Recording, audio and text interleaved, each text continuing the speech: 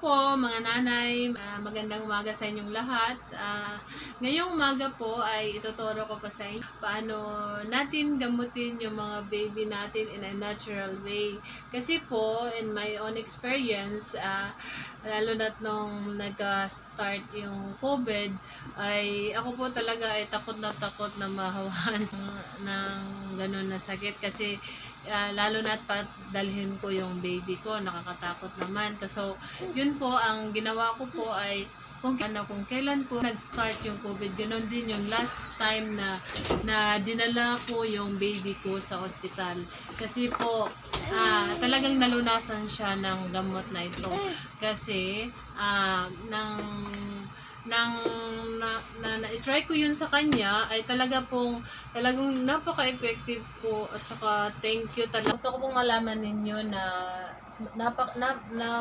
napakahalaga sa akin ng gamot na to kasi nakapagbibigay din ito ng tulong sa atin financial kasi pag may sakit yung anak natin, alam natin na talagang magasto. Ngayon po, ito yung parang makasave din tayo sa gamot na to kasi natural na, wala pang maging side effects sa baby natin. So, ito po, yun ang pinaka the best na magagawin natin ngayon para sa mga anak para sa baby natin.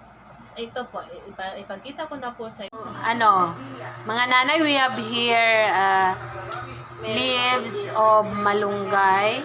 Meron tayo ditong malunggay.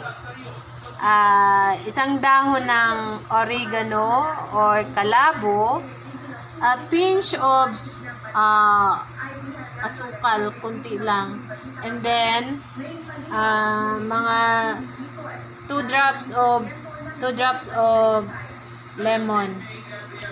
At before ito lahat, guys, ito malinis na to silang dalawa kasi before ito lahat na nakababad ito sila sa baking soda. In short, ang purpose ko po nito, bakit ito binabad ko sa baking soda, kasi in order for this na maging malinis talaga, para matanggal yung hindi natin alam na meron mga mikrobyo ang mga dahon na to. Kaya kailangan nakababad sila sa baking soda at lagyan ng water konti at saka para malinis talaga kasi yung iinom nito ay ang baby. Kaya ito atin na naman itong after this atin naman itong itong oregano ay ilagay natin sa small frying pan.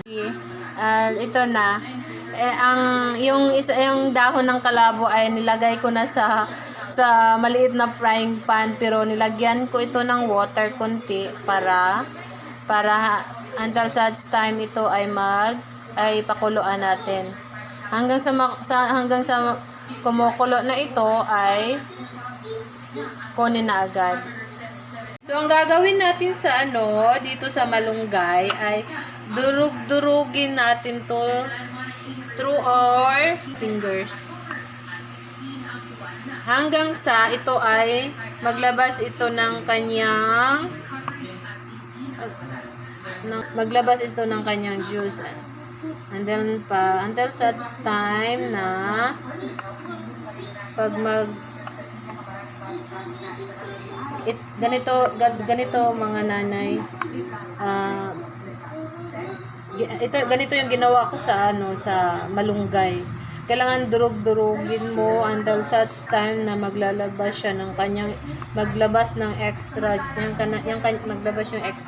niya juice.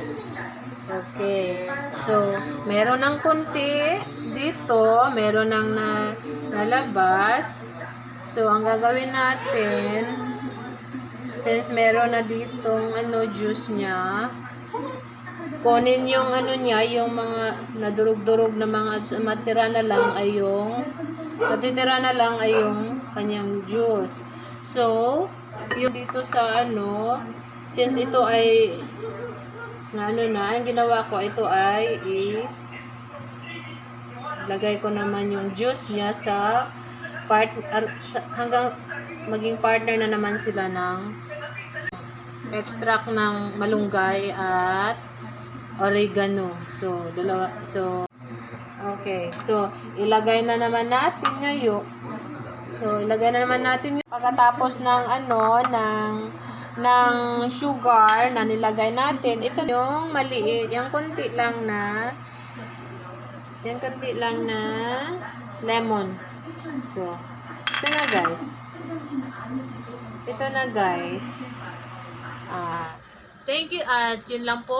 Thank you for watching at saka sa mga subscriber ko na konti pa kahit konti lang po kayo napakalaking na yun. Happy na ako doon kasi nag-start pa lang po ako sa vlog ko na to at alam ko na patuloy pa din kayong dadami sa dadating na panahon.